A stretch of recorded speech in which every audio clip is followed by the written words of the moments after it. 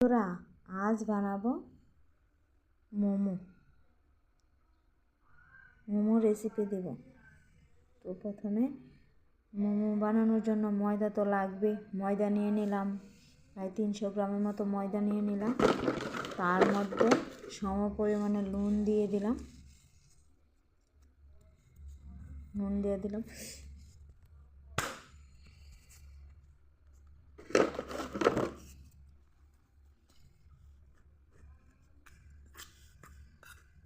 দিয়ে দিলাম। তারপর রিফাইন অয়েল দিয়ে দিলাম। দেখো রিফাইন অয়েল দিয়ে দিলাম। দিয়ে এগুলোকে ভালো করে ময়াম করে, দেখো ভালো করে ময়াম করতে হবে, না হলে ডোটা সফট হবে না। এই যে দেখো, এবার অল্প অল্প জল দিয়ে সফট একটা ডো তৈরি করে নেব। নিলাম। তার মধ্যে এখন একটু তেল ছড়িয়ে দিয়ে রেস্টে দেব। এর মধ্যে আমি পুরটা তৈরি করে নেব। বানানোর জন্য বাঁধাকপিকে একদম সরু সরু করে কেটে নিলাম এবং পেঁয়াজ বেশি কিছু দেব না। এবার একটু হালকাভাবে ভেজে নেব, যাতে জল না থাকে, শুকিয়ে যায়। কড়াই বসিয়ে দিলাম, হালকা একটু তেল দেব, টস করে নেব জাস্ট।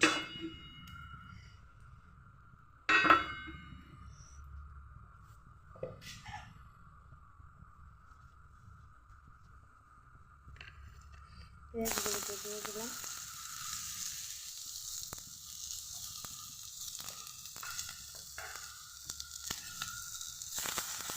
যাতে জলটা শুকিয়ে যায় তার জন্য দিয়ে দিলাম। বাঁধাকপি দিয়ে দিলাম।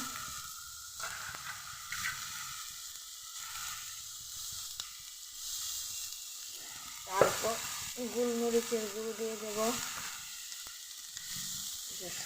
এই যে গোলমরিচের গুঁড়ো দিয়ে দিলাম।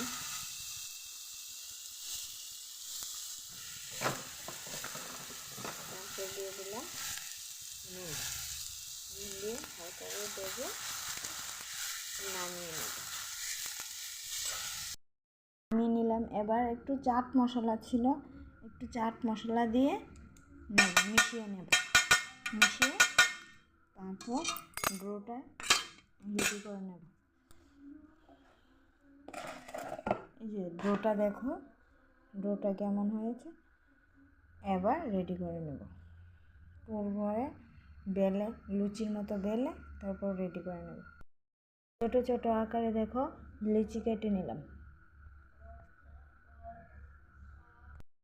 এই যে দেখো এক এক করে লিচি কেটে নিলাম। তেমন ছোট আকারও না, তেমন বকারও না, মিডিয়াম সাইজ লিচির মতো। তো আমি মোমো করে নিলাম। এক একটা এক এক ডিজাইনের হয়েছে।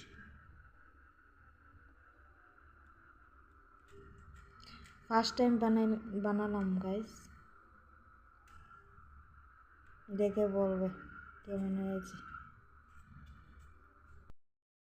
আমি এক এক করে মোমোগুলো বানিয়ে নিলাম। ডিজাইনটা কেমন হলো বলবে। ফার্স্ট টাইম বানালাম। এই যে দেখো আর একটা ডিজাইন, তারপর দেখো আর একটা ডিজাইন, তারপর দেখো আর একটা নিউ ডিজাইন। অনেক ধরনের ডিজাইন দেওয়া যায়, তোমরাও ট্রাই করো, পারবে। তার মধ্যে দিয়ে আমি বানিয়ে নেব, ভাপিয়ে নেব। এটার মধ্যে একটু তেল রিফাইন অয়েল মেখে নেব।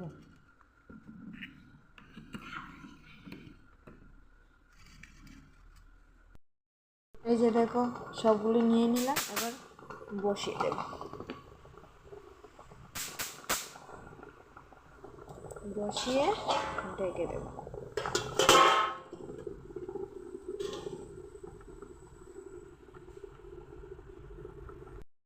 তো হয়ে গেছে, কমপ্লিট, ডান।